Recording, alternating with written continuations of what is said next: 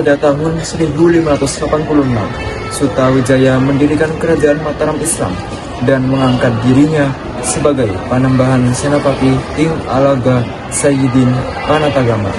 Kerajaan ini melewati masa keemasannya di bawah pemerintahan Sultan Agung 1613 hingga 1645. Kisah ini bermula di akhir abad ke-16. Kerajaan ini dipahat oleh tangan kuat Panembahan Senopati atau Danang Sutawijaya. Berdirinya Mataram Islam bermula dari peristiwa dramatis saat Sutawijaya membangun Sultan Hadiwijaya Jagatingkir mengalahkan Arya Penangsa. Sebagai penghargaan, Sultan Hadiwijaya memberikan alas Mentau, sekarang Kota Gede, Yogyakarta, kepada Ki Ageng Pemanahan, ayah Sutawijaya. Setelah ayahnya wafat pada tahun 1575, Sutawijaya mengambil alih kepemimpinan dan berupaya melepaskan diri dari pengaruh kerajaan Pajang. Setelah Sultan Hadiwijaya wafat dan Pajang terjebak konflik internal, Sutawijaya resmi mendirikan kerajaan Mataram Islam pada tahun 1586. Pusat pemerintahannya berada di Kota Gede.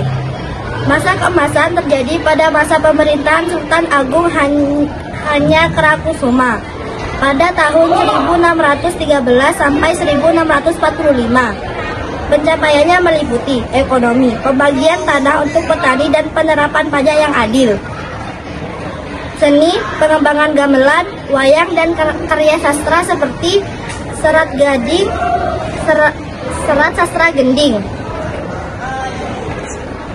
Kemunduran dan campur tangan VOC. Kemunduran dimulai setelah kekalahan Sultan Agung dalam perebutan Batavia dari VOC. Setelah beliau wafat, tahta diteruskan oleh Amangkurat I yang memindahkan pusat pemerintahan ke Pleret. Intervensi VOC mulai mengacaukan stabilitas kerajaan, memicu konflik internal antara kekeluargaan kerajaan. Perjanjian Giyanti. Konflik mendalam melibatkan tiga figur utama, Pakuwono II, Pangeran Mangkubumi, dan Raden Mas Said, Pangeran Sambernyawa. VOC memanfaatkan perselisihan ini untuk mengadu domba mereka. Titik akhir persatuan Mataram terjadi pada 13 Februari 1755 melalui Perjanjian Giyanti. Perjanjian ini membagi Mataram menjadi dua entitas, Kesultanan Surakarta Hadiningrat wilayah timur Sungai Opak, Kesultanan Yogyakarta Hadiningrat wilayah barat Sungai Opak.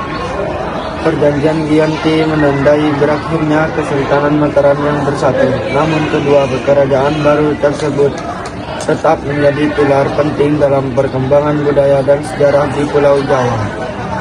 584, seorang pahlawan besar, Panembahan Senapati, dengan berani mengumumkan berdirinya Kesultanan Mataram Islam di wilayah yang saat ini dikenal sebagai Yogyakarta, atau lebih tepatnya, Alas Mentaok. Saat itu, Pajang masih belum mengakui eksistensi Kesultanan Mataram Islam.